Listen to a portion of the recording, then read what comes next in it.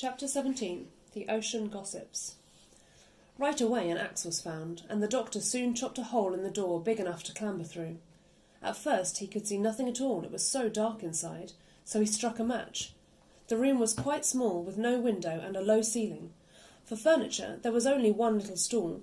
All round the room big barrels stood against the walls, fastened at the bottom so they wouldn't tumble with the rolling of the ship, and above the barrels pewter jugs of all sizes hung from wooden pegs.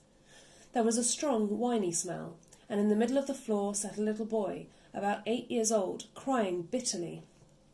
"I declare, it is the pirates' rum room," said Jip in a whisper.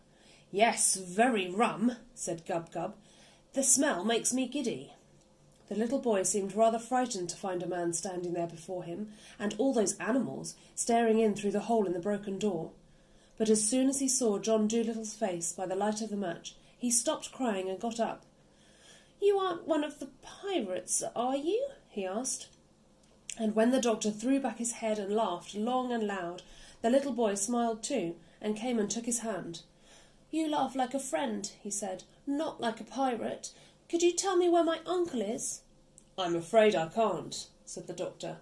"When did you see him last?" "It was the day before yesterday," said the boy. "I and my uncle were out fishing in our little boat when the pirates came and caught us. They sunk our fishing boat and brought us both onto this ship. They told my uncle that they wanted him to be a pirate like them, for he was clever at sailing a ship in all weathers. But he said he didn't want to be a pirate because killing people and stealing was no work for a good fisherman to do. Then the leader, Ben Ali, got very angry and gnashed his teeth and said they would throw my uncle into the sea if he didn't do as they said. They sent me downstairs, and I heard the noise of a fight going on above, and when they let me come up again next day, my uncle was nowhere to be seen. I asked the pirates where he was, but they wouldn't tell me. I am very much afraid they threw him into the sea and drowned him." And the little boy began to cry again. "Well now, wait a minute," said the doctor. "Don't cry. Let's go and have tea in the dining room, and we'll talk it over. Maybe your uncle is quite safe all the time. You don't know that he is drowned, do you? And that's something. Perhaps we can find him for you. First we'll go and have tea with strawberry jam, and then we'll see what can be done."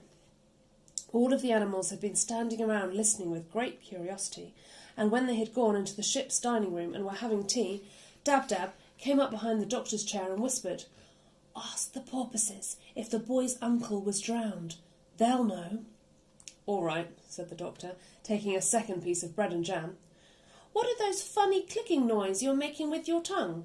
asked the boy. "Oh, just a couple of words in duck language," the doctor answered. "This is Dab-Dab, one of my pets." "I didn't even know that ducks had a language," said the boy. "Are all these other animals your pets too? What is that strange-looking thing with 2 heads?" "Shh!" the doctor whispered.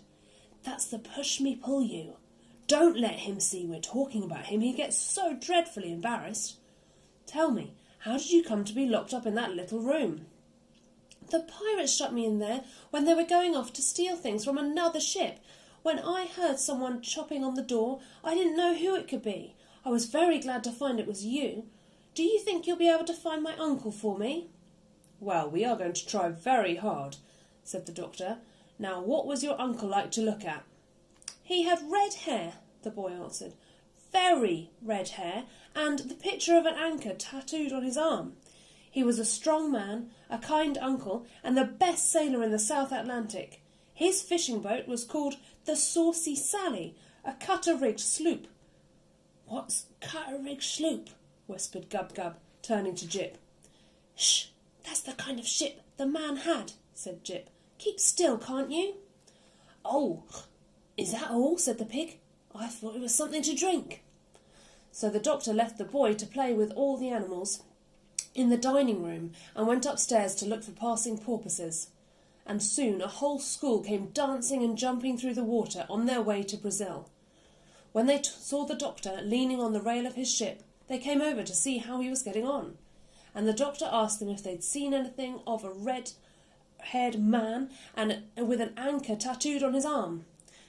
"Do you mean the master of the Saucy Sally?" asked the porpoises. "Yes," said the doctor, "that's the man. Has he been drowned?"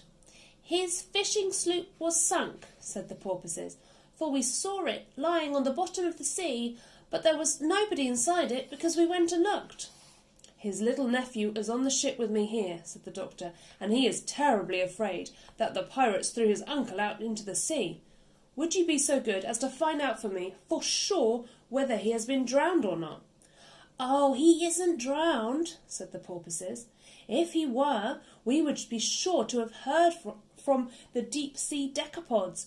We hear all the saltwater news. The shellfish call up us the ocean gossips. No, tell that little boy we are sorry. We do not know where his uncle is, but we are quite certain he hasn't been drowned in the sea." So the doctor ran downstairs with the news and told the nephew, who clapped his hands with happiness, and the push-me-pull-you took the little boy on his back and gave him a ride around the dining-room table, while all the other animals followed behind, beating the dish covers with spoons, pretending it was a procession.